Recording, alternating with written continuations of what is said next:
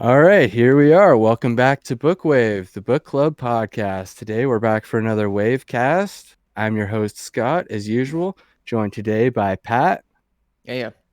Jason, Hey, thanks for tuning in, turning on, and dropping out of the mainstream. William, Hey. and our special guest today, Paul Vanderclay. It's great to be here. And I guess we'll start this conversation with our guest. Why don't you just give us a quick little introduction of what you do on YouTube, what you do in your personal life, and how you became a superstar here on the internet. Became internet famous. My name is Paul Vanderclay. I'm the pastor of a small church in Sacramento, California. And before this, I was a missionary in the Dominican Republic, so I've got some overseas experience too. I was raised, my father was a pastor, my grandfather was a pastor.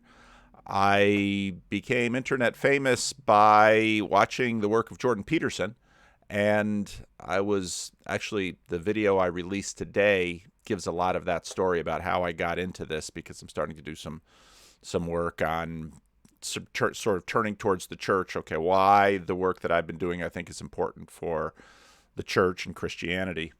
But I was interested in the work of Jordan Peterson, and I thought it was important, and I wanted more conversation partners. And I thought that if I made a YouTube video or two, that I might be able to get some new conversation partners. And I was not quite prepared for how many conversation partners I would get in this process, because I've gotten far more than I ever would have imagined I would have gotten. I was thinking maybe I had 15 subscribers on my YouTube channel, which is a little project between me and another member of my church. And I thought maybe I'd get 100 or 200 subscribers. And of that, there'd be, a handful of people who want to talk about wonky, nerdy, geeky stuff about Jordan Peterson. But that didn't happen. And so a whole bunch of different things happened. Some local people, we started a local meetup, which has continued on to this day, kind of a core group of people who want to continue to meet together and talk about important things. They eventually started the Bridges of Meaning Discord server, where we just hit the 2,000 mark in terms of people who have joined that. Not all of them are active participants, obviously. The channel has continued to grow. It's not a huge channel in terms of YouTube, but it's big enough to provide me with a lot of ongoing conversation partners and some good ministry. For a number of people, I'm sort of their pastor if they don't have a church.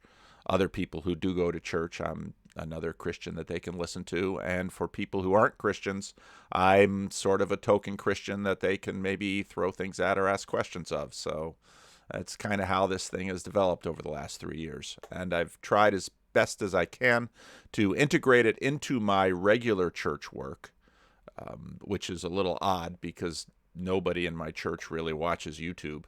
So we're a small church, and I don't know if we're going to make it through COVID as a church. So this is some really valid ministry that gives the people of my church a sense that they're reaching out far beyond our little local neighborhood. So that's sort of what I do. The Living Stones Church, which you mentioned, Yeah. You said it was a non-denominational? No, we're part of the Christian Reformed Church of North America, which is a Dutch Calvinist denomination that started in the middle of the 19th century, mostly of Dutch immigrants. And yeah, so that's our church background, and it's Living Stones Christian Reformed Church. It's the name of our church. We used to be Sacramento Christian Reformed Church, but then we planted a whole bunch of other Christian Reformed churches in Sacramento. So I didn't really want to be First Christian Reformed Church, so we changed the name. I went to your webpage, theleadingchurch.com. Is that that's my personal blog? Okay, on your personal blog, you write at the top, gospel word gardening in the age of decay. Yeah. And I was wondering if you could expand on what this age of decay is from your perspective. The Bible tells time in two different ages. There's the present age and the age to come, or the new age. And the present age is one that's marked by decay, which means that Any institution you build will break down. Anything that grows and has life will die. And that's the present age. Everything decays in this age. And so, about 15 years ago, I was trying to find a way to communicate these concepts to my church. And so I just started talking about the age of decay. And that stuck with a lot of my members. They didn't much like it, but the point of the idea is to bring home the fact that nothing in this world lasts. And the Apostle Paul talks in terms like that. I just sort of gave it a sharp little title, and then people in my church was like, "Oh, the age of decay," because they're all getting older and their bodies are breaking down and marriages fail and businesses go bust, and that's the age of decay. And it's kind of a shorthand way of reminding us that this world is impermanent. Now, that's a far broader idea that the Greeks had a very similar idea. They knew everything in this world broke down, which is why, with Platonism, everything up in the heavens is permanent. And so you had this two worlds mythology that developed in many different cultures. Stuff down here decays, stuff up there stays forever. And so you have all of these dualities that develop. So I tried to find a little sermonic way of communicating it that people could identify with and remember. Yeah, I actually like that, how you are connecting the present. And from I'm not a Buddhist, you'll probably find that you're sitting here discussing with a bunch of non-theist lads. But in the Buddhist perspective, they say the present is kind of in line with that idea of decay. They use the word impermanence. And so everything passes, and they say we are the yellow leaf on a tree. And we live our life, from a green leaf as a baby, we turn yellow and we fall to the ground. And it's just, impermanence. Yep. But we're also all interconnected through that impermanence, because if nothing lasts, then we're all brought together by that realization. So part of how this works in Christianity is that, for example, in 1 Corinthians 15, when the Apostle Paul talks about the resurrection of Jesus Christ, he makes a big point of the fact that Jesus' new body does not decay. In other words, and in Christianity, our anticipated resurrection is in kind with his resurrection that happened, and so we are raised to no longer decay. And so that's where you have the present age, sometimes it's called the present evil age, and then we have the age to come, and in that age to come, the permanence that our hearts instinctively long for is realized. And the reason that Christians have hope of that is because, and then Christians often will talk about, we have entered the last days. Well, what does that mean? That's 2,000 years ago. Because when Jesus' resurrection started, it was the beginning of the age to come. And so Christians believe we are actually there's the past age and there's the age to come, and Christians are right there in the middle. And the Apostle Paul talks about inwardly we're already beginning to lean into the age to come, but our bodies are not there yet. After death, in the resurrection, we will then participate fully in the age to come, in the renewal of all things. And so there's actually, part of being a preacher is figuring out. That's why I'm a gospel word gardener, because the gospel is this good news of the anticipated age to come, the hope for the age to come. And as a preacher, what I do is I'm always playing with words. And so actually, because I don't own words are part of a commons, I garden with words, because the words are there long before me and they have power. And so what does a gardener do? A gardener doesn't really give life or bring life. The gardener sort of shapes and molds. And so I put that at the top of my blog years ago, and not everybody finds it. I have it on my Twitter handle too, and people read it sometimes and gospel gardener of the age, word gardener of the age to come. What does that mean? Well, as a pastor, I love those kind of moments in people, because now they have a question, or maybe they just scoff, which is fine too. But that's part of what pastors do. Well, the way you describe it, it brings to mind like you're cultivating the good word. Right. In people's lives and in people's imaginations. That is my job. Kind of like you're giving the gift of a question. Like you're forcing someone to think about it a little bit more. That's right. Which is about all you can do, really. Yeah.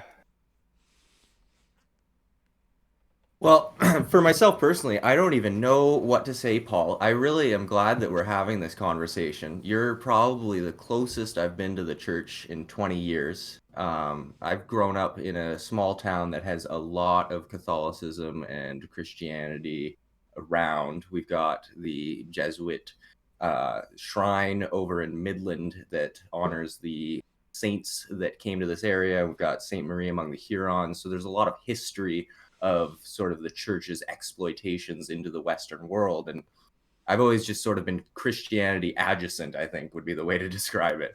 I don't have any qualms with the good book or the people that follow it, but it's just I've never been able to attach. But then, of course, Jordan Peterson came into our lives, and I thought, wow, I actually don't know anything that's inside of the pages of this book. And so we've started reading it, and it's been a demystifying process, and it's nice to get the conversations going, but I'm excited to see where it goes. I have no idea where it's going though. Well, what have you, I'm curious, as a pastor, I have the problem often of working with people who have I'd call it a faux familiarity with the Bible, that because they consider themselves Christian and identify as Christian, and because if as a Christian you would say something like, well, I don't know what's in the Bible, you lose status. So they're sort of like the kids that go to school who didn't really do the assignment very well, but when they get to class, they act like they all know it because they don't want the teacher to call on them. That's a very common dynamic in church. So I'm really curious about, I was when I heard what you guys were doing with the Bible, I'm really curious about the kinds of things that you found and the kinds of thoughts that you had about what you found, because as a preacher, those kinds of insights are really golden, because again, being a minister is sort of like being a teacher of a classroom who is sort of faking it.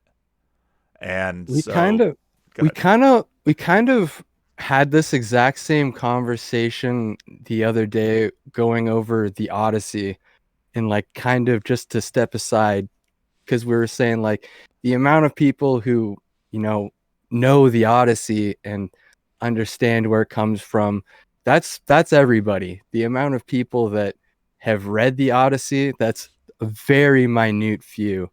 So it's hard to square those two things. Like, do you care about history and mythology and haven't read the Odyssey? Are you a Christian and haven't read the Bible? Like, for ourselves, we haven't gotten through the Bible yet. We're still in the Old Testament. I think the next book we're on is First Chronicles. So we haven't really gotten into the Christian part of it, but it's been really interesting exploring all of the Old Testament and how they viewed all these things. And I've been reading Dr. Isaac Asimov's Guide to the Bible along with it too, just to help track and get a little bit more information. And then like the Bible Project on YouTube, all of your stuff, it's all pretty useful, but I don't know if I have a really good understanding or grasp of it just yet. I think the Odyssey is a great illustration of the dynamic, because you can find children's books of the Odyssey. You can find how many different attempts to make the Odyssey intelligible to modern readers. The Simpsons, the first episode of The Simpsons ever written was called Homer's Odyssey. Really? Oh, that's funny. It was the third one aired, but it was the first one ever written. I'll have to look it up. So, but that's exactly the same issue with the Bible, because the Bible is very strange, and most Christians will pick up a a modern translation. I've got dozens of them here. A modern translation of Got the one right Bible. here. Yeah, and they'll read it, but they're reading it through a certain filter.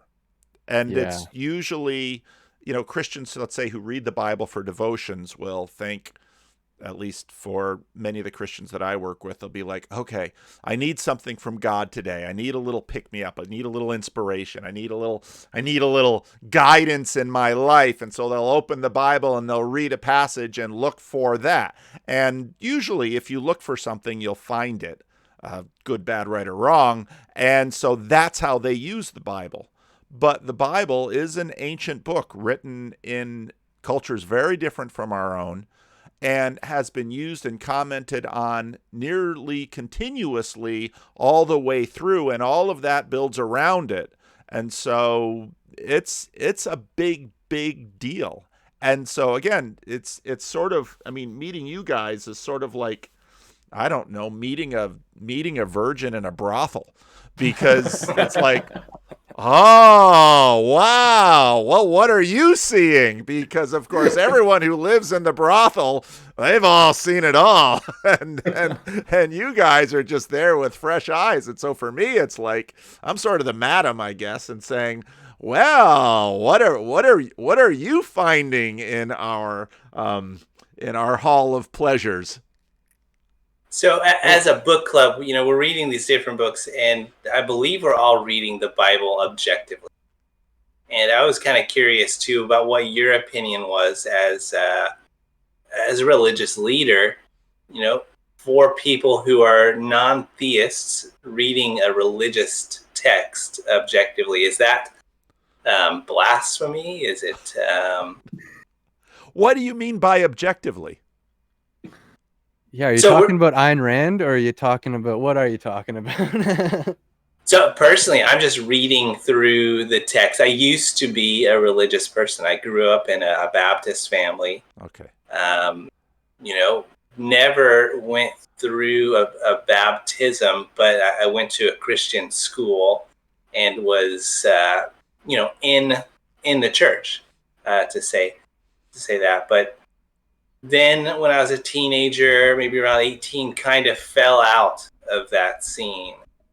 I would still have some Christian friends, but I just stopped identifying with it and didn't feel like a close warmth to a God figure. And at the same time, I started picking up like transcendental meditation and doing yoga. And I started getting these feelings similar to prayer, where you're very centered and focused, and you feel light on your feet. And so now, I had never read through the whole Bible. We had just done Sunday school things and looked at a couple passages, but it seemed in retrospect kind of cherry picked. We didn't really look at some of the more magical or gruesome things that happened in the Bible.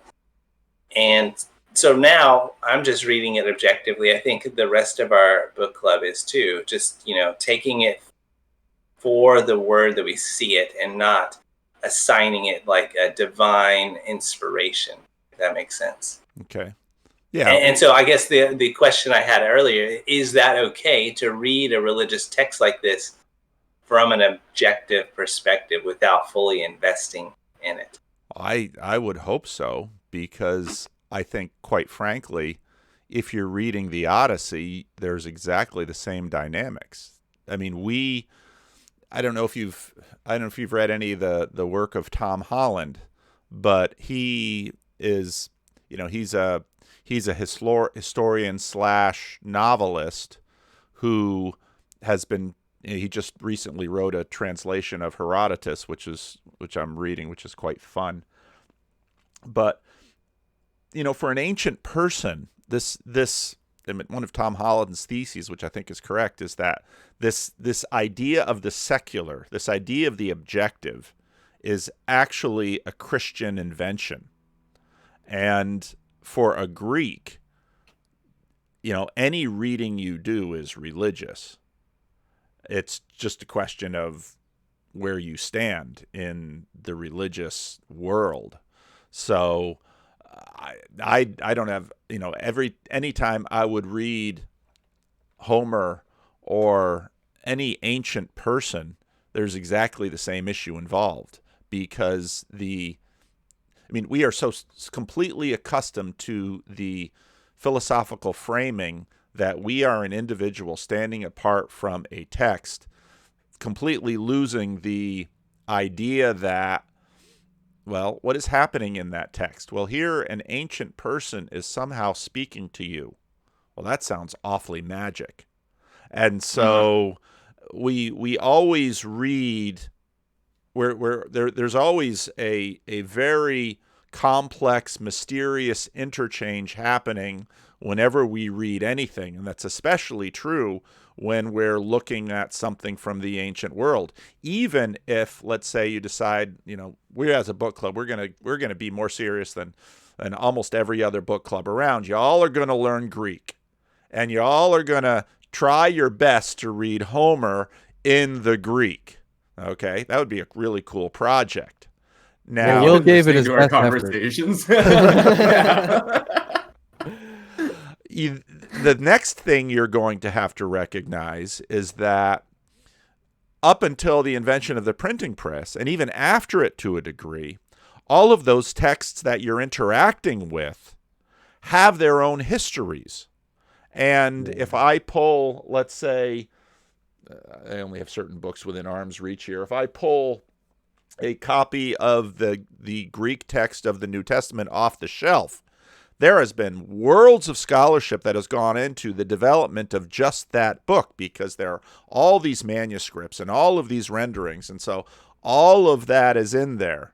And my point is that what we assume to be this very direct process is by no means that direct, and that there are many years and many scholars and much work that has gone on between you and that text.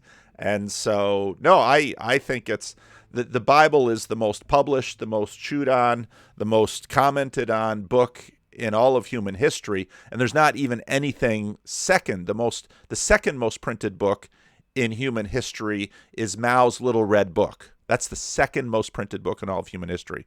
It's not the Quran. Because part of which is because, again, if you were taught to talk to a Muslim and say, okay, we're reading the Quran, they'd probably say, no, you're not, because you haven't learned Arabic. You can only read the Quran if you read Arabic. And if you look at, say, Northrop Frye's, he has this video series on the Bible that you can find on the University of Toronto's website. One of the first points Northrop Frye makes is that in Christianity, Christianity is read in translation, which is a point that most modern people just completely goes over their head. But every ancient person would understand that if you're reading a text in translation, there is a world of assumptions that have been brought to you that says, this is a gift from me to you. You would honor me if you would read it at all. So there's actually a ton in there that's going on here. The Jewish tradition has something similar too, right? Where like the Orthodox Jew would say, you're not reading the Torah unless it's in the ancient Hebrew. That's right. Yeah. It's very common. Nietzsche had the same point about reading anything that was translated by anyone from any language. But for me, just to speak to the objectivity point, I don't think objective is the word I'd use. I think almost skeptic, but not even quite skeptic. Because I'm open to reading the contents of this book, but I look at something like this pillar of fire that guided the people in the desert for 40 years. I'm like, I don't know how accurate that is. But the big thing for me is growing up, I watched VeggieTales. So when I started reading the Old Testament, first of all, there were no asparagus, and it wasn't even really about Christians. And I had no idea. Where's the asparagus? I had no idea who David was in the story of David and Goliath until last month. Well, I'm dying to know. What did you think? Because to me, as a pastor, so I go over these stories regularly, and even though I learned them in Sunday school, and as again, often when they're taught to children, they're sort of, even if you're reading them in the Bible and you're a child, a lot of it goes over your head. And if you were to go back and watch VeggieTales again now, you'd see, there's a lot of little jokes going on in the midst of it for the adults. The kids are just watching vegetables, but the adults are seeing more into it. So I'm really curious about your impressions of David and Saul and what you think is going on in those stories. Because again, for me as a pastor, that's huge, because part of my congregation is sort of faking it, faking the homework in class. But there's others who, so recently we had someone come into our church, and he came in through the Jordan Peterson stuff, and he was helping me with stuff. So he was there every week. And, he basically at some point had to admit, he said, I have no idea what is going on here. You all are talking and you're telling these stories and you're singing these songs, but I have no idea what what's going on here. And I thought, look, an honest man in the whorehouse. He's, an honest child in the whorehouse looks around. And it's like, I have no idea what all is going on. And that's truth. So I'm really curious about what your guys' thoughts are. Well, there is definitely something meaningful going on at church level. You have a congregation of people coming together. It feels good to be part of that group. But reading through the Bible, page by page, I feel like it's only made me more skeptical, like Will mentioned. Why? What about it? I'm really curious. So I find myself drawn to the magical things, like in the book of 2 Kings, you have Elijah performing all these miracles, and earlier on in the like in the book of Genesis, where you have Enoch who's taken away with God, he disappears. There's countless number of what you can say magical acts, though they're said to be the power of God. And I guess I just find it that I don't believe those things happen, even though I believe some of the things in the Bible are historical accounts. I kind of find that the magical stuff is where I draw a line and say, there's no way these happened. And isn't it just taking from older religions like the Greeks, the gods of the Greeks, where they did magical things, and it's injected into this book? Well, did you have a similar experience when you were reading Homer? No, I didn't. I actually had a hard time getting through Homer, the Odyssey. Really? Yeah. Man, Really? Notice I was the not Odyssey. in the discussion on that book. All I did was make connections from everything when I read Homer, because I'm super into Greek mythology and religious beliefs in general. And we spent a good chunk of the last podcast just talking about rose-fingered dawn rising up every morning. It's yeah, that's just the first line of every chapter for us, but for the Greeks, that was a god that chose to arise and give everybody their light every day, and they could just stop whenever they wanted to. So that's a world that you have to consider being in, whether it's objectively true or not. In your own perspective, it is true.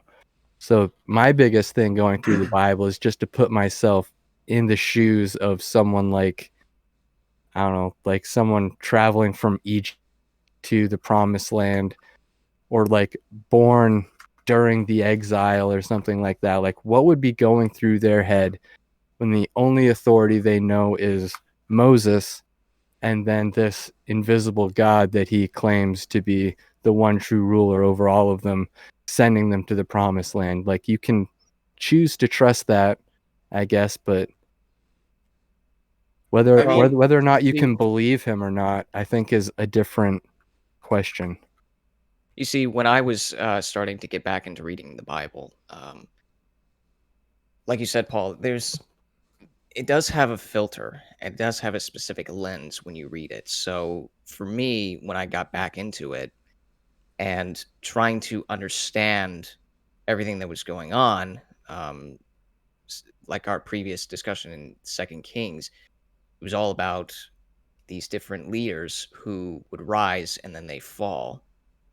And even going back to the story of Moses and just trying to understand what it all means. And for that story in particular, I came to the realization that it's about leadership, essentially, and the principles that are added to that. So back then, when I was a young lad and trying to read the Bible and going to church every Sunday, um, I had a very hard time understanding it. And as a kid, you would, in a sense, have difficulty understanding it. And coming back to it as an adult now, it does unfold, even though it's a bit mysterious. It's always good to ask, okay, does this apply to real life? Can I use this in my daily life? Or can I just say, okay, it's just a story? And maybe, in a sense, it can be metaphorical.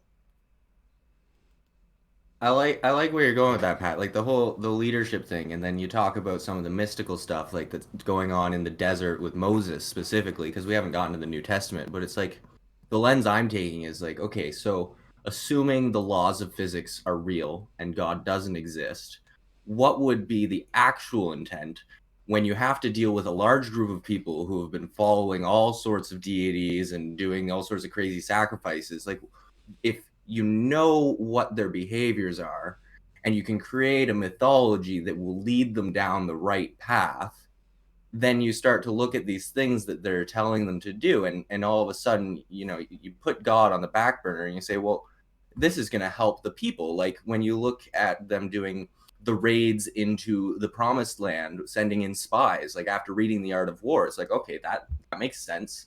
This is completely effective, and this is stratagem, and it's just simple documentation. And it was just really boring the majority of the time, because they'd do maybe a few paragraphs of something interesting and then they'd reiterate the 2,000 people that they had with them. So it like, I didn't get hung up a lot on the mystic side of things, and I think I've been really just kind of trying to cut through and say, okay, well, assuming Moses has his people's best interests in mind, what is he trying to achieve here? But now you're asking the question, did Moses believe the kind of things that he taught to his people himself? Because, like, if you take that perspective, you're kind of assuming that his only concern was getting his people out of the desert to the promised land, not actually worshiping this God that he so preciously treasures. It's almost like I see that as the means, like the entire religion and community and everything, all of the ceremony and ritual and the practices, like that's structure, that's meaning, and you give that to a large body of people alone in a desert, and they don't feel so alone anymore, and they can work together as a unit. And like, I do operate on the premise that everybody on this planet, barring significant mental disorder, operates from a place of good intention. How that trickles out to actions and behaviors and beliefs is a whole other gambit. But You reminded me of our very first Bible episode on Genesis when we were with Matt. Because I think I asked the question, like, what does the Bible mean to you? And his answer was something along the lines of a source to draw liturgies from, like something to create a form of tradition and that holds the community together. So if that's what the Bible is for, then God is something else, right? Well, you know, what's part of what I think contemporary people struggle with is So one of Tom Holland's lectures that he gives on the ancient world, which I often point to, it's on YouTube. The Greeks didn't have a word for religion. When we look at the Greeks, we say they're very religious. The Greeks didn't see themselves that way. This category of religion is actually something that is the product of something far later. When the British came to India, Hinduism was invented. Now you might say, how can you say that? Hinduism is an ancient religion. No, but it wasn't called a religion until the British came to India. What the people that we call Hindus were doing was living. And, someone who would come to our world, let's say, so in the United States, the attacks of 9/11, for, 5 or 10 years after those attacks, you would see bumper stickers that would show pictures of the World Trade Center, and they'd say, never forget. And I've heard that one before. Yeah. And you'd say, why? Oh, and then if you go to New York City, which, the south end of Manhattan is some of the most expensive real estate in all of the United States. And what they decided to do was carve out a certain amount of real estate and spend millions of dollars to create what someone in the ancient world would call a shrine. We don't call it a shrine. What do we call it? We call it a memorial. Well, why would you occupy multi-million-dollar real estate and add millions on top of it, and people would donate money to this cause in order to do exactly what? Have a place to go for people to cry? I can make someone cry by slapping them. No, but you don't understand. When they cry at the shrine, it means something different than if they cry because I just punched them in the nose. I said, but it's both crying. No, but you don't understand. And see, part of what's going on here is that there are all these layers to our activity that from the inside seem so reasonable. Well, of course, we would develop a shrine. We won't call it a shrine. Of course, we will have the 9/11 memorial in the south end of Manhattan. We have to remember. Well, I don't see how remembering puts food on my table or gas in my tank or, pays my power bill. In fact, it does the other. No, but if we lose that, we lose something of ourselves. Oh, well, what is that thing? And so part of what's difficult for us is that when and a lot of these conversations have gone on in, for example, a lot of the things that you notice when you're reading the Bible is what's with all this repetition? And if you're reading, let's say, 1 Samuel, one of the things you'll notice is David somehow meets Saul twice. What's that business with Goliath? And then, what's the business with Samuel sneaking out and finding Jesse and quizzing all of his sons? There's all of these questions that emerge from the text that we look at as, this is very strange. Whereas, someone, perhaps an ancient Greek might come to Lower Manhattan and say, you're memorializing your failure? You're memorializing your loss? I mean, there should be a celebratory shrine in the caves of Afghanistan where they, dominated you and destroyed the symbolic symbols of your economics and even attacked the heart of your military might.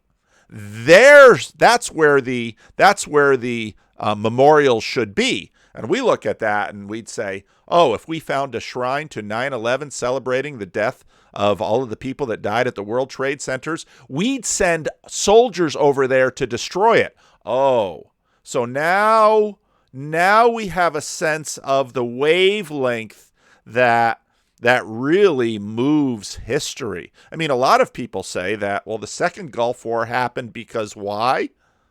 because after the first Gulf War, Saddam Hussein had notions of, didn't really like what George Bush Sr. did, so he's going to go and assassinate him. And so young George Bush says, you did this to my father. Well, you thought about doing this to my father? I'll show you. And, and you read, let's say the Iliad, and how dare those Trojans, off with Helen. And, but of course, what's happening in the Iliad is all of the gods are involved. But what exactly are those gods? Are those gods any different from the things that motivated us to make a shrine in Manhattan? Or an ancient Greek would have said Osama bin Laden should have celebrated in the caves of Tora Bora. So there's a lot going on here that almost every culture is blind to their own religion, but the religions of other cultures seem abundantly odd and strange, but obvious to us. Yeah, I have a good present day example of that, because if you look at the religious stats for Japan, I've been doing a little bit of research on Shintoism, and like that's the most popular religion in Japan to us. But if you go to Japan, they don't know what the word Shinto means. They all call themselves Buddhists when they refer to religion. But when you see all of these Shinto shrines and everything everywhere, you're like, well, but what is this? And they just say, that's just a Japanese shrine. That's where we go to thank the kami. What are you talking about? That's not religion. It's the exact same thing. They're just performing their own tradition, their own liturgy, the way they know how, the way they were brought up to do it. And we assigned a label to it. Which we say like, is a horrible thing to do. Yeah. It kind of, the image in my head is like these, when you were talking about like setting up a memorial in Afghanistan, the image that popped into my head was like, we're all nodes in a network, but this is what happens when two nodes start to misfire. It's like, no, that's not okay. We send soldiers now. Yeah. That's just a disruption in the network. Why? Go ahead. I would dare even say, like you look at some of the movements going on in the States, and even in Canada, tearing down monuments, and that's a crusade, and there's a belief system at play. And for a while, I think we were calling it the Church of Woke, right? Yeah. When you don't have religion in the way that you perceive it, I think that there's this sort of unconscious thing that happens where you gravitate towards a set of behaviors and belief systems. However you put that hat on, I think that hat still finds its way onto your head. Yeah. Put on a swastika and walk down the streets of Toronto and see how that goes. Say, I'd rather not. It's just lines.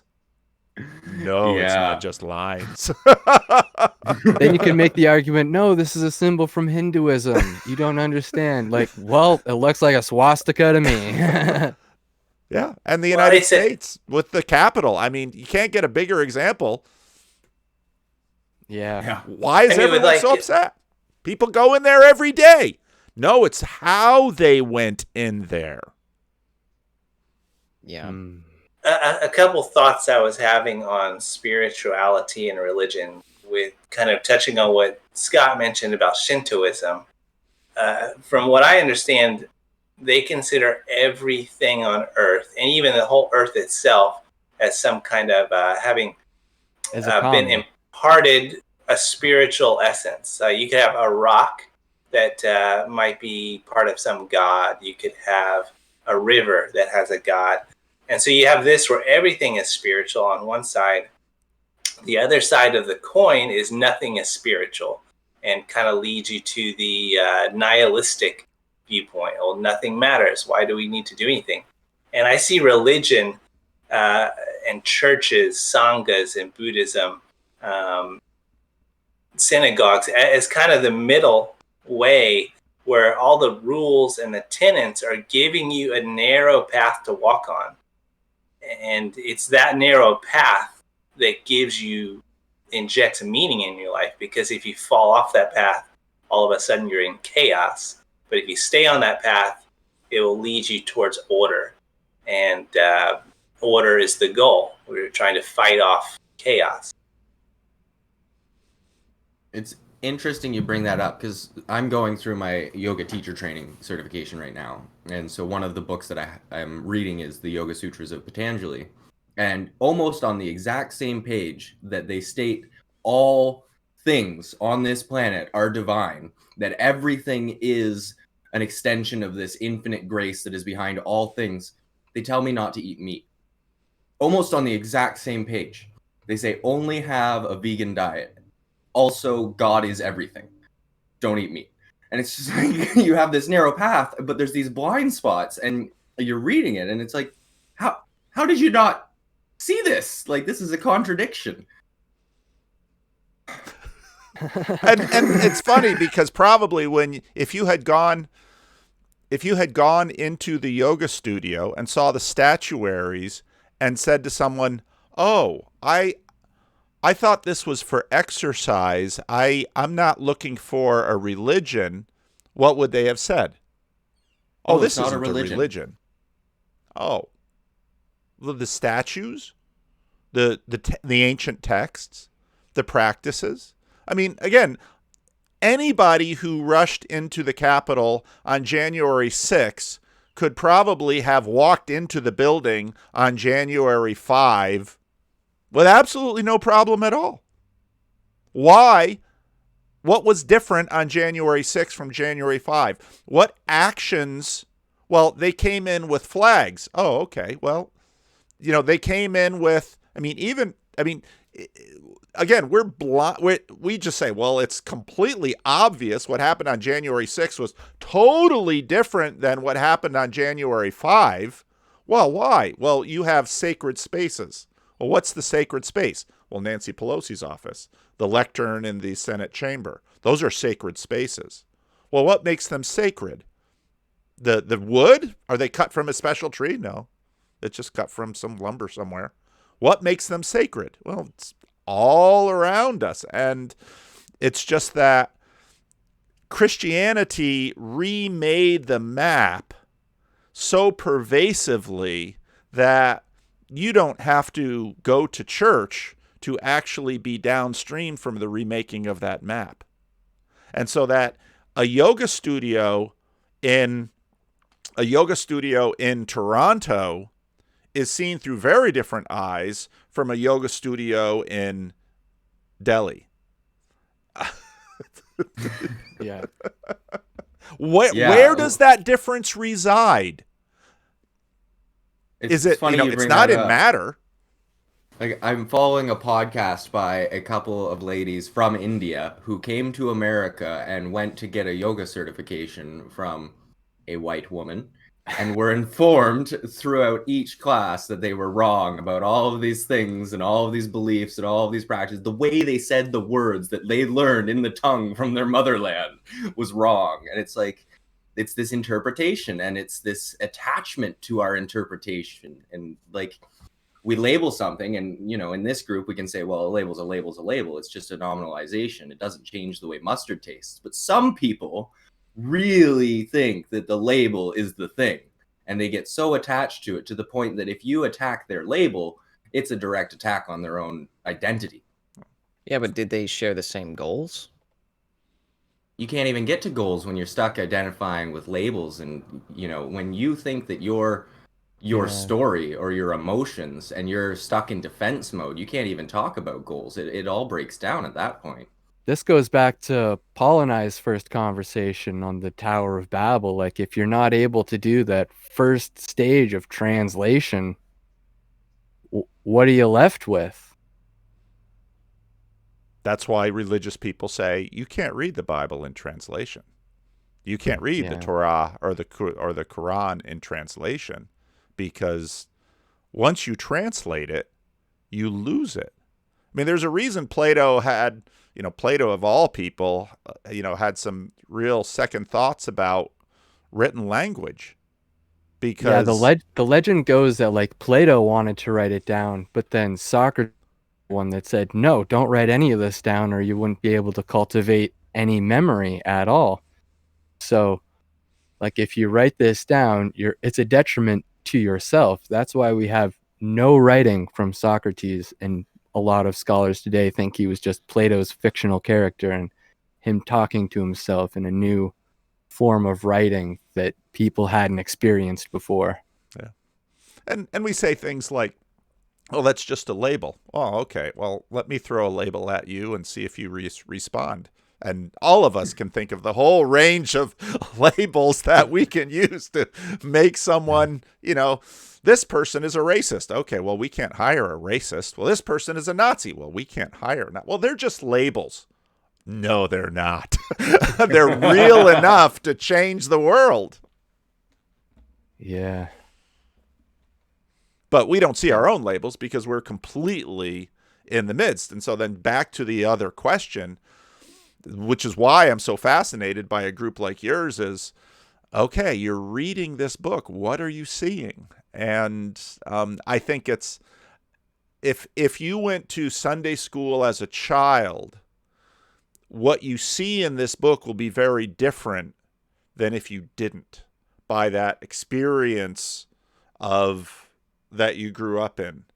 And, you know, so someone, let's say, who, you know, is from a different culture, they will read the book and they will see something fascinating. You know, if you read through the book of Genesis, one of the things, and especially in a number of things in the Old Testament, you get into these genealogies, it's like, what are they doing? This is horrible. Or, you know, a common thing is Genesis has all these cool stories. First half of Exodus, you've got the plagues, and then you've got Sinai, and then you start getting the furnishings of the tabernacle, page after page, and it's like, who would write this down?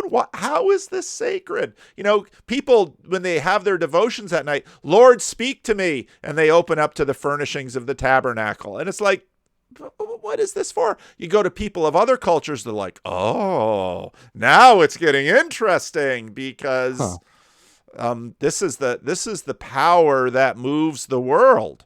No, we just think it's furniture. Unless, of course, someone is tropsing out of the Capitol building with Nancy Pelosi's lectern. Oh, that's just furniture. Oh, no, it isn't.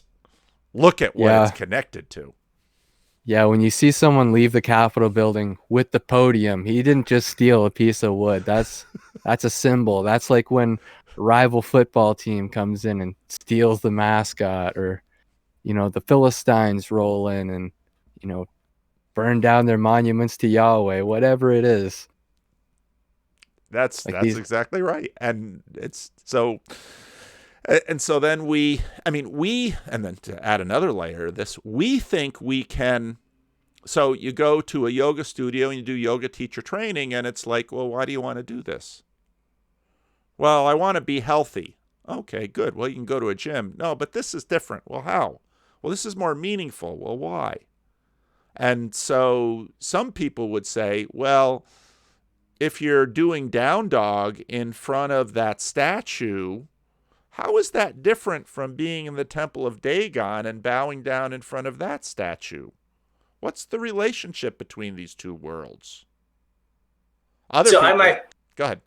I might be able to touch on this a little bit. I too was a yoga instructor, and one of the labels, we think of them as ideas. So one of the ideas in Eastern religions is that we ourselves are divine creatures. And so when we're doing yoga, we're almost praying to ourselves. We're worshiping ourselves, but at the same time realizing we have to be humble and not put ourselves up on some kind of pedestal where we see ourselves as, you know, the most important thing. But from the yogi's perspective, they do see their self as a divine entity, and it's the breath. It is kind of like the fire, the pneuma that is coursing through your body. From the Christian perspective, I've heard it said that, you know, we are not divine creatures. We are humans. We have fallen, and God is divine. So I think it just comes down to ideas and, you know, how we subjectively see ourselves in a relation. You know, I wouldn't say that yogis would say, you know, I am God, but I know a lot of them feel like they are part of God. and it's going to the yoga studio or going to the meditation center or going to the church that gives them the sense of meaning, even if they don't identify with all of the other tenets of, like if you were a Buddhist, you could go to the Sangha, you could chant, you can meditate, even if you don't necessarily follow the Eightfold Path to the T. And I'm kind of curious from your perspective as a pastor, somebody taking on the approach on a superficial level where you're just going for the community aspect. What is your opinion on that if they don't buy into the full reincarnation or providence of heaven? Is that okay that they're just there for the humanity, the singing and congregation? I guess my point in all of this is that we are funny creatures with what we take seriously and what we don't. For example, if let's say I was raised in the hills of Arkansas, or you guys are from Texas, you know the South better than I do. Someone says, I really just go to the Klan meetings because all my friends are there, and the cross burning, that's sort of an archaic thing, and the hoods and the chanting and the songs, we don't actually lynch anybody. Nobody's actually hurt by our Klan meetings. And I don't really think my Klan meeting is religious at all. That just because that's a cross that we burn, that doesn't really mean anything. And we've actually never, as a group, we've never torched a church. We've never burned it. We only burn a cross on Bubba's farm over there. And it's Bubba's farm, and he's part of the Klan, and we have really good barbecue. Now, again, in our culture, you don't get a pass for that. You just don't. That's going a little from culture to the area of cult, though, if we're going to be completely fair. But is that any less objectively religious than a yoga studio? Or more religious? Because the question is category. Yeah, I think, and that's the reason that the Capitol building is sacred, right? Because it's not the building and it's not the actions, but it's the repetition and it's the how and it's the who and it's the for how long and how consistently. That structure, we get back to structure, and it's divine. Well, and I will ask some people sometimes, I'll say, is Uncle Sam real? And people will say, I'd say Uncle Sam is real enough that you pay your taxes to him and you send your sons to die in service of him. And you have feels and emotions when Uncle Sam's symbols and songs are played in groups and you sing them together. Uncle Sam is very real indeed, even if you can't go and lay your hands on this tall guy with a big white beard and a stovepipe hat with the stars and stripes on it. But Uncle Sam is very real indeed. But in what realm is Uncle Sam real? And what is real? Is real that which shapes and moves the world? Uncle Sam was real enough to, have to wage war in Afghanistan for the last. How long have we been in Afghanistan? 20 years now? Depends. Yeah, 20 Depends years when you start counting. Yeah, really. So this is where these conversations and questions get really interesting, because from a materialist perspective, you would say that, well, these are thoughts and ideas, and they are all dependent upon our cognitive matter, and they're finally derivative and not finally important. But then when we use a word like divine, and you're exactly right, if you go to yoga teacher training and they say, everything is divine, okay, but then why are some things more divine than others? And so we can eat plants but not meat. Isn't the same divinity in a plant as in meat? Where's a hierarchy here? And and these conversations, I mean, again, the deep Protestantism in our cultures is so abundantly evident that for many people, food and religion have been divorced for such a long time that we don't even pay attention to it. But if you go into the ancient world, religious prescriptions are all about symbolism and foods and bodily poses and all of those things. But we don't look at it that way. And so religious texts, well, that's just part of the whole package. Yeah, I have a big problem with the way people use the word real these days. It's another one of those words that fudge, Because the example that I always bring up, well, another one, Akira the Don's Wave. Obviously, Santa Claus exists, featuring Jonathan Pajot. And the other one is, like, just in the example of dreams. I always used to read these stories and feel ripped off when it ended with, and then he woke up. It was like, oh, none of it was real. But then I read a comic series called The Sandman by Neil Gaiman, and it completely flipped my perception of what a dream is. Yeah. Because it's like, you can have a dream about something that you wake up and it changes your life forever. Was that experience real? Or in one of the last Harry Potter movies, where Harry has this vision where he meets Dumbledore, and at the end he asks him, was this all real, or was it just in my head? Well, of course it was in your head, Harry, but why on earth should that mean it wasn't real? Yeah. It's these kind of things, you have to really ask yourself, what do you mean by real? If it happened to you, did you experience it? Did you participate in it?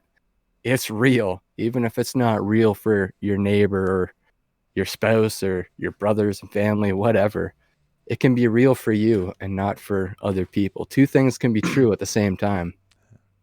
It's funny you bring up Santa, because I was literally just in my head thinking about that after that Uncle Sam concept. It was like, well, Santa Claus was real briefly. For a good 9 years, he was real. And then I decided he wasn't anymore, just like most kids do. But it's like, the brain does not differentiate between reality and imagination. You can imagine yourself walking into your kitchen and eating a lemon, and you will start to salivate. And that's hypnosis taught me that. And so how can you define boundaries on existence and experience just based on perception that we all share? It seems a little arbitrary at that point. Mm-hmm. Yeah.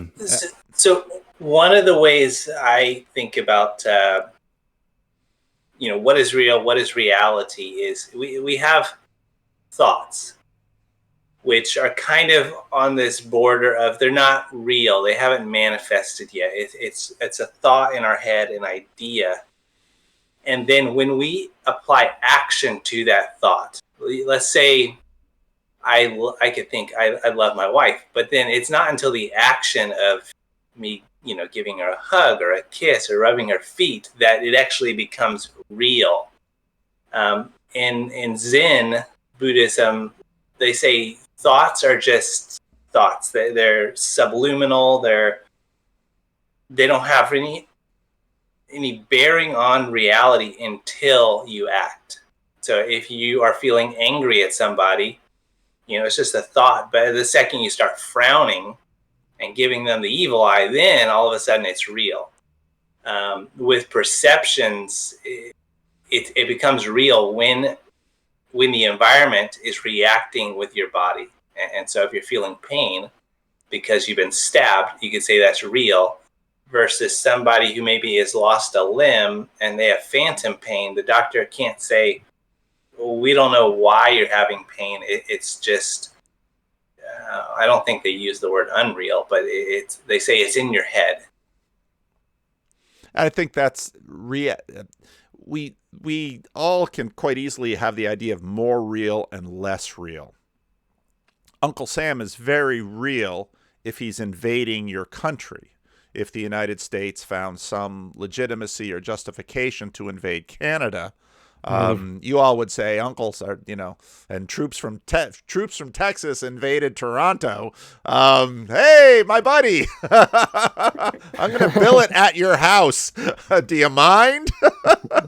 So there's always more real and less real. And I think one way to think about this, as you've said, is that the more layers of instantiation something takes on, the more real it is. And that also works through time.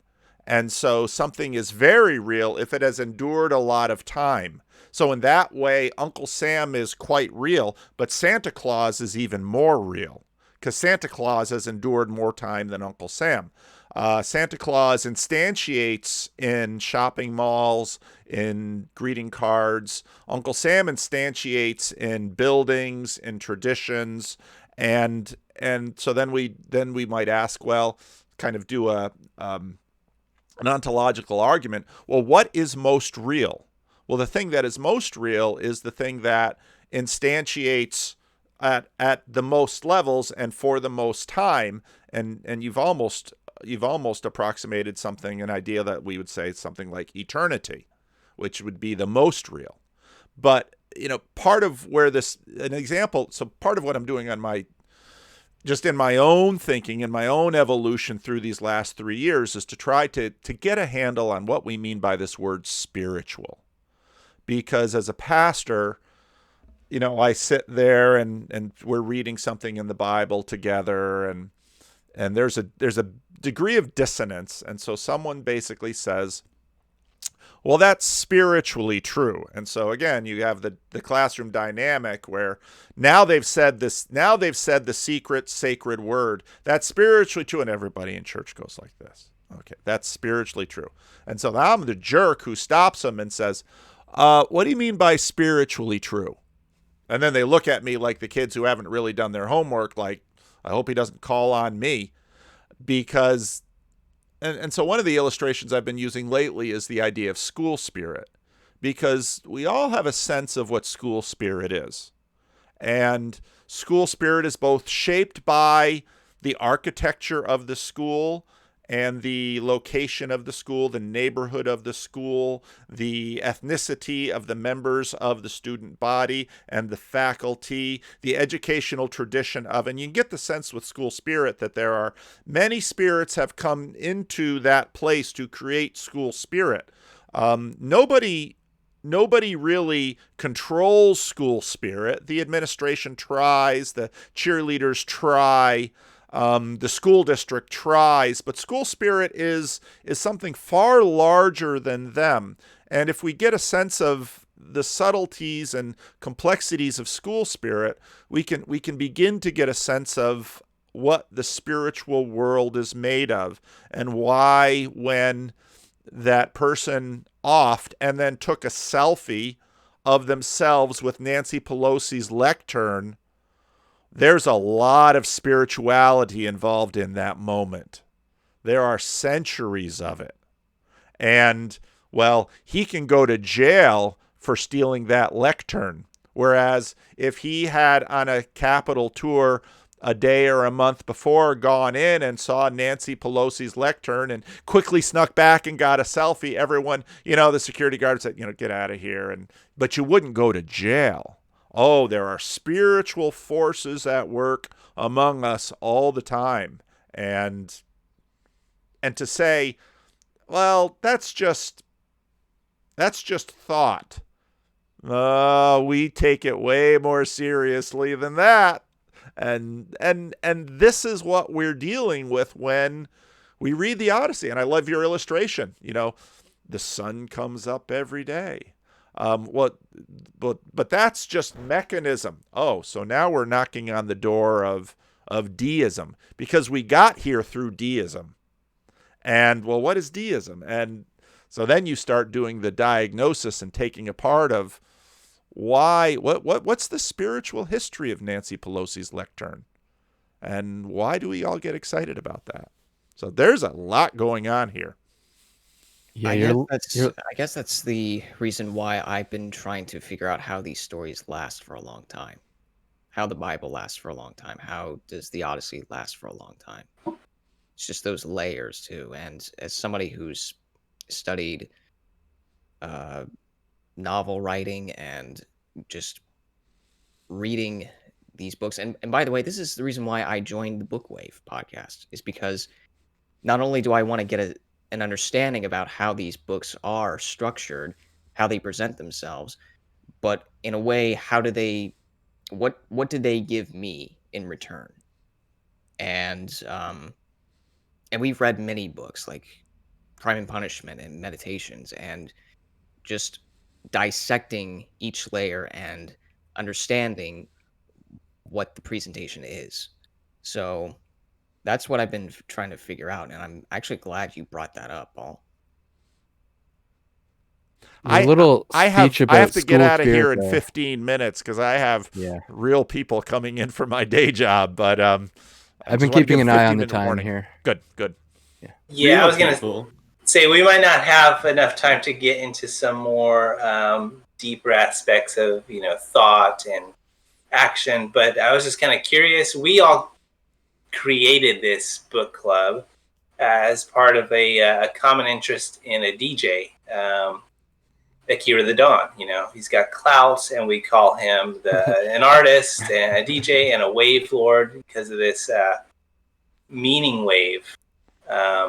He's our pastor of the Church of Meaning universe that he created, right? But I was curious, have you listened to some of Akira the Don's songs or albums, and if you had any favorite ones? Of course, he does the Jordan B. Peterson waves, Alan Watts waves, and numerous other songs. I haven't listened to enough to have a favorite. I have listened to some of them, the Jordan Peterson ones and some of the Jonathan Peugeot ones. So, but I haven't.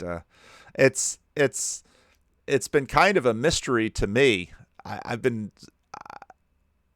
sort of, again, it's I look at it and I don't. What am I looking at? What's obviously it's very real and it's very powerful, but that to me just reinforces another mystery here, which is that of music. I mean, music in Christian, especially in Protestant churches, is so important. I mean, music is everything, as Jordan Peterson would say. And you won't get Protestants to admit this, especially not pastors, but in so many, especially Protestant mega churches, it's all about the music. I mean, the sermon, but people go for the music. And churches, if you have great music, you can have thousands of people and millions of dollars.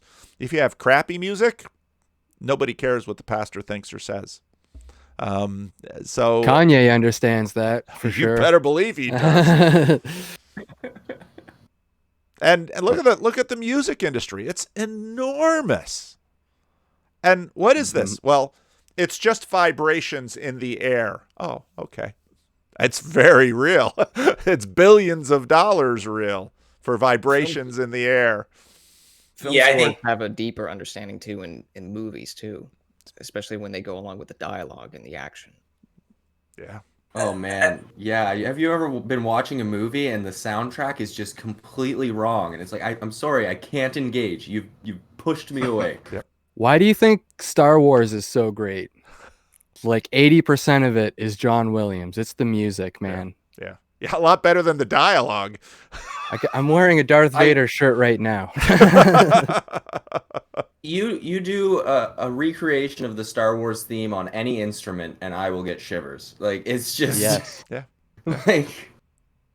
But I want to ask you, Paul, before you head out, if we're reading the Bible, and we don't know what we think about God too well, what other books might you recommend us to read? Well, what kinds of books? I mean, is your book club mostly about is it kind of a great books club? Yeah. Well, we have a few different kind of lines of thinking. We have one series that's called like books you might have read in high school, and we have other ones where it's just like classics from the 18th century and stuff like that. And of course, we're doing the Bible and all this ancient mythology that we want to get into. Yeah. Well, Yeah. well, if you read books about books, I mean, that's a whole nother category. But I think the most important book of the 20th century was The Lord of the Rings. And that sounds Okay.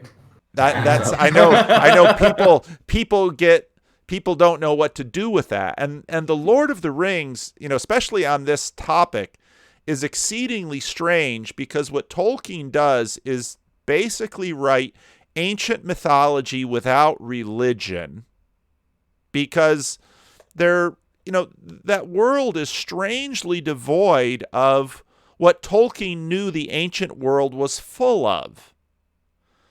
And so and what that book has done, though, for people is, in fact,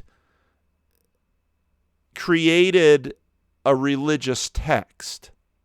But it's not seen as overtly religious. I mean, Star Wars is similar. Harry Potter, any of the big franchises have deep religious elements to that. And of course, Jordan Peterson. Star Wars might be a little bit different on this, because people call themselves Jedi as a religion. Right. Like, that's one of the leading growing religions in Australia right now is Jedi. And I could bring up another example that's unapologetically based on a science fiction novel, Dianetics by L. Ron Hubbard, birthed Scientology. Yeah. They don't pretend that is real mythology. Like, they say they believe it, but they all know in their heart of hearts this was written by a broke science fiction author. But Tolkien is different, and I think for a lot of the work that I've done, Tolkien and Lewis. So John Vervaeke, he's another scholar out of University of Toronto. I mean, he's used the term meaning crisis, and I think he's right about that. And to me, Tolkien and Lewis were they were into this meaning crisis before we were, and they had to, because they're both veterans of World War I. And I've just been, my daughter, so I don't have any sons living at home. I have 5 kids. I have 2 daughters living at home right now. So we're watching a lot of female-oriented TV. And like my wife, Gilmore Girls. Yeah, Gilmore Girls. And we're doing Downton Abbey right now. And I'm fascinated. My daughter's thrilled that I'm fascinated by it, but I'm fascinated by it because it's about, at this point, at the beginning of the 20th century, which is a key transition. It's sort of the height, and it's the pinnacle of modernity. And after World War I, modernity is all downhill, and we're now 100 years after that. And these things move very slowly through the culture. But Downton Abbey is fascinating me because you've got this ancient world of lords and servants, and it's all coming undone before their eyes. And there's people right here in the middle of the transition, and they don't know if they want it or don't want it. And we're far deeper into that now, except I think we're sort of at a different end, because the world for the next 100 years is going to get significantly more religious. But now we have eyes to see religion that we didn't have 500 years ago. And so when India is no longer a secular state, when we have a 1 billion plus nation that has a religion and takes it more seriously than the UK, that's going to sort of make, Islamism, what we've seen in the Islamic world, look pretty small. And they're next to another billion people in what is in some ways the most serious secular state, which is, what's left over of communism. We're coming into a world that none of us are prepared for, and it has everything to do with religion. And this, in the background of, we were all told religions are going to go away. No, they're coming back, and none of us are ready for what that looks like. Yeah, that makes me think a lot about Friedrich Nietzsche when he says, like, we broke religion, guys. Christianity isn't going to work anymore. God is dead. We broke it by asking too many questions. It's like we're finally starting to complete that circle and actively try to fix it again as a human population. But you mentioned books about books, and I'm wondering if you've heard of this series here called the Imaginarium Geographica. This is book 2, called The Red Dragon. Book 1 is called Here There Be Dragons. And the two main characters in this book, their names are John and Jack, but they're like eponyms of J.R.R. Tolkien and C.S. Lewis.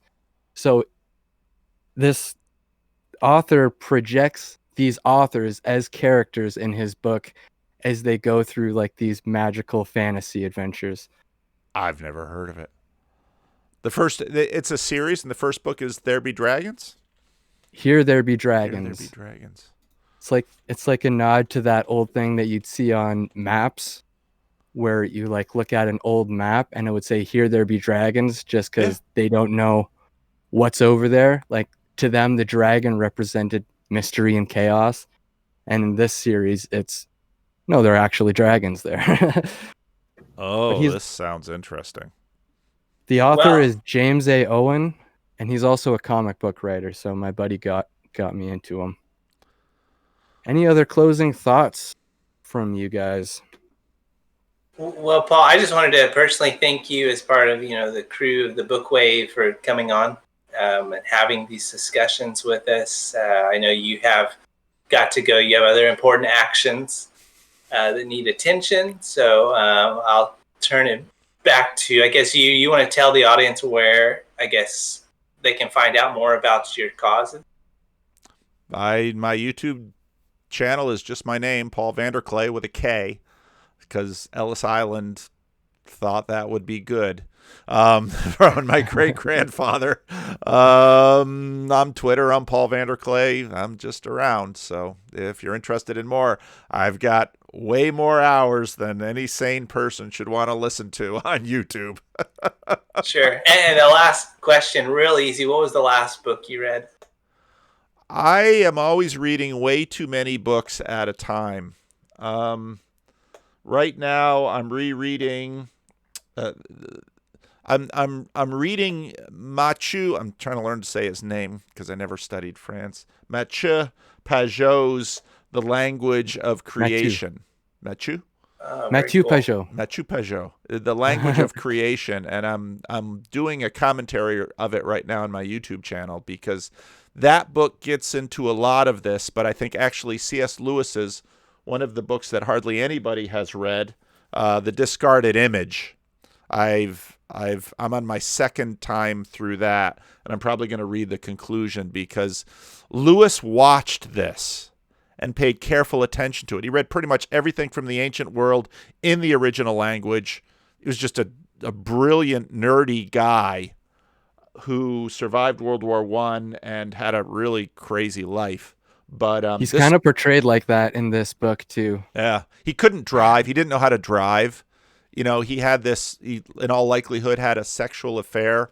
An S&M sexual affair with the mother of a World War I buddy that he promised to take care of. Yeah, he took care of her. But then becomes this, gave up Christianity. His mother died when he was 6, gave up Christianity very young, and then meets Tolkien and some other people at Oxford and has to sort of choose between Hinduism and Christianity. And you can find sources of why he chose Christianity and not Hinduism, and then lives this crazy life. And this book is the last book that's published of his, and it's basically made up of some of his lectures where he's trying to get at what on earth has happened to us. It's sort of the literary counterpart to Charles Taylor's The Secular Age, where Charles Taylor tries to go through this stuff. There's another crazy book. You Canadians, you sure are, you're punching above your weight with a lot of these guys. So good on you. Hey, Scott, do you want to mention the book our book club's currently reading through? Well, the next book that is coming up is going to be The Wave by Todd Strasser. Yeah. This one's really good, actually. Another book that I read in high school. from the It's a- 60s. Yeah, it's about a high school teacher who wants to teach his students about the Nazis. He shows them all a video, and a few of the students say, "How could this have happened? What actually went down where Germans thought that like this was okay?" So he decided to run a little experiment where he, in effect, made himself the dictator of this classroom and created a cult that got way out of hand, and Yeah, it's and this based was on a true story. yeah, it is. That That sounds was like crazy. fun That was a too. good read. Well, I don't want to take more of your time, Paul. Thank you so much. I am looking forward to our next chat about all sorts of things. Would you? So now I've recorded this. Is this something you'd like me to share on my channel, or I'd be happy to share it? I thought this Of was course. wonderful. That Yeah, would we'll be share it lovely, on yeah. both. Okay, sounds good. All right, thank you all, and yeah, I'd love to come back if you'd ever like me to come. And this was terrific. Awesome. Awesome. And until Thank next you. time, All right, may the force be with you. all right. Or equal to mass times acceleration. Have